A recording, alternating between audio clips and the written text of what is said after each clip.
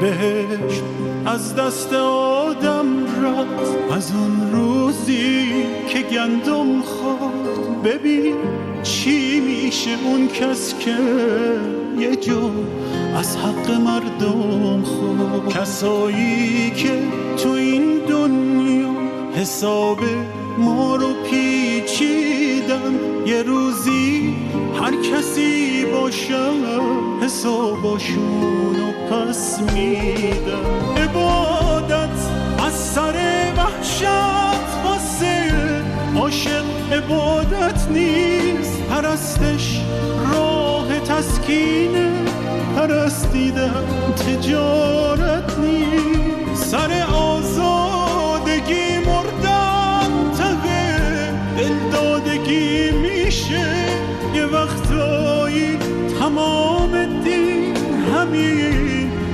آزادگی